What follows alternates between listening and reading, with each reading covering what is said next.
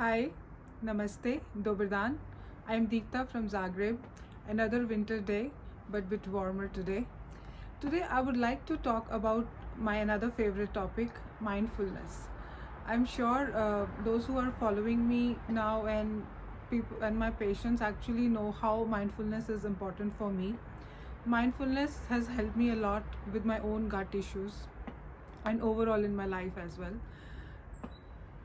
Of late I have noticed that food is no longer a happy thing now. Food is actually our enemy. Food is something which is giving us guilt. We are counting calories all the time. We are no more happy eaters. We are the guilt ridden eaters. We are scared of food. Actually, food was celebration. Food was mark of festivals.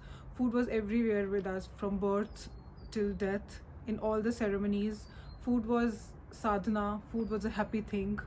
Food is love. Food is memory. Food is preventive. Food is therapeutic. But actually not now, not for most of us, because we are scared of food. We are scared of eating actually. The reason is we want, not only we want to be healthy, but we want to be thin. We want to lose weight. We want to look good. So that's a constant pressure from the society on us, to look good. And there's overload of information on the internet. Every day there is a new diet which is coming in. Every day there is a new superfood which is coming in. 10 years back, fat was bad. Fat was our enemy. Now fat is good. Proteins were bad. Now proteins are also good. Then carb cycle is good, and sometimes carbs becomes the evil. The most, the deadliest thing on the world are carbs. And then coffee is good, then coffee becomes bad. Chocolates are good, chocolates become bad. So many things are going on. Then we are hopping from one diet to another diet. Like Mediterranean is good, okay, Dash is good, Atkin is good, you will lose weight faster. The keto is good, intermittent fasting is good. So the layman is confused. We do not know what to do. But there's a very simple thing which we all can do, and it doesn't cost any money. That is mindfulness, eating mindfully, which we fail to do, most of us. And actually, if we start practicing it, it is really, really beneficial. It helped me a lot. It helped my so many patients, and it does wonders. Easy saying, but it takes practice. It takes some time, of course, but it's not a rocket science. It can be achieved. See, what we do, we eat mindlessly, and we are eating multitasking. Even I do that sometimes. I'm driving, I have to drop my kids, I have to go to the clinic, or I have to go for a lecture, and I am eating on the way, which is bad because I'm not able to focus on what I'm doing. Or impulsive buying, we all do that. Impulsive shopping of food which is not required. Or we are eating not in a happy mood. We are eating when we are sad, when we are angry, and these things are documented now. These have been researched now, that when we are eating, like when we are sad or we are angry, we won't be able to produce the good microbes, like very important ones like lactobacillus and bifidobacterium. We are not able to produce when we are eating in the angry phase. When we are not in a happy mood, when our brain, the parasympathetic system and the sympathetic system are not synced, when the mind and the body are not in sync. And the digestion is not smooth, of course, when the body and the mind are not synced. So all these things are mindlessly eating, and then eating while you are emotional, eating, and then eating too much, not listening to your body, not listening to your gut. These all are mindless eating. So eating in front of food, eating in hurry, eating in worry, these all are mindless eatings, and it's really harmful. A lot of digestive issues we face, weight gain, of course, and it is visible on our health, on our mind. Like, so what can we do? So today I will explain you few things which you can actually do, like how you can eat mindfully, how you can practice mindfulness. We did 2 experiments with the students here, and these are very popular experiments in the nutrition world. The group was asked to observe people who were eating in the cafeteria and in the restaurants, and they came up with the readings. The results were, on an average, and an adult person chews just 6 to 7 times, and we actually should chew 30 times, and I'm sure most of us, we do not, we fail to do this because we think it's time consuming and we are focused somewhere else while we are eating. That's the least priority. Eating is the least thing, though we get 30 minutes break or 20 minutes break, but we do not do that. We do not give that time to food. And there was another experiment which was done on chewing. The same group was given two kinds of food. One was a very popular fast food, and another was the home cooked, like the real food. So they were asked to eat mindfully. So now did they do that mindfulness? They were asked to take few deep breaths. They were asked to observe the food. They were asked to chew 30 times each bite. They were asked to observe the texture of the food, aroma of the food, the sound of the food. They were asked to eat, happily, mindfully. So the results were that with the fast food, they felt the sweetness of that food really fast, within 3 to 4 bites. And with the real food, that sweetness of the food was felt after 20-25 bites. Why so?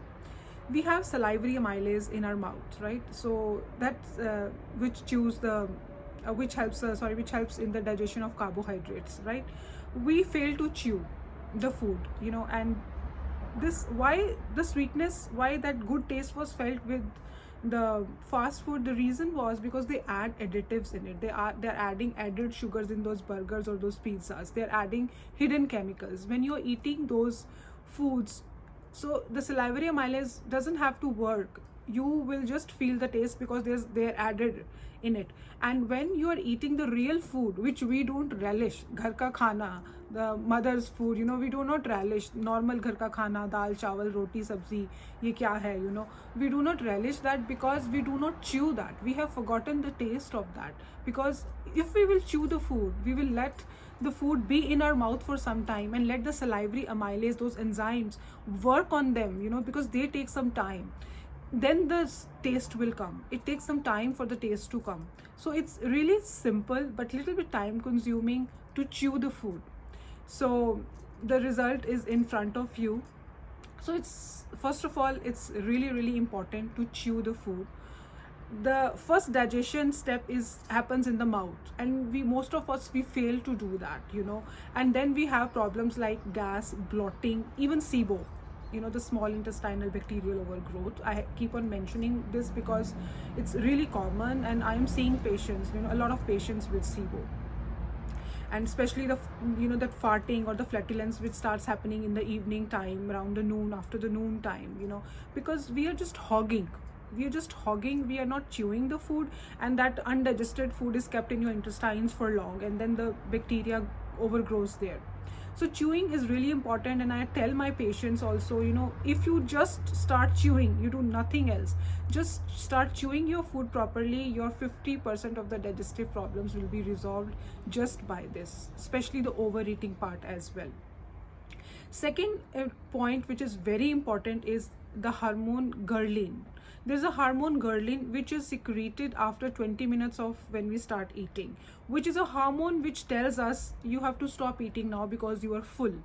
And most of us, we do not let that hormone to secrete. Why? The reason is same, because we do not chew the food. We are just eating, hogging and swallowing the food. So the ghrelin secretes on an average after 20 minutes. If we are chewing the food properly, the ghrelin will secrete on time, and ghrelin will actually convey the message, now you are full. But we actually get to know that we are full when we are bloated, or it's already the damage has been done when we get an idea like, now you are full. So we do not let the ghrelin actually secrete on time. So chewing is very important. Another thing is, do not eat food when you are sad, when you are angry, when you're not happy. If you are stressed, and you're not able to manage that, then I always suggest, take 5 deep breaths before you start your meal.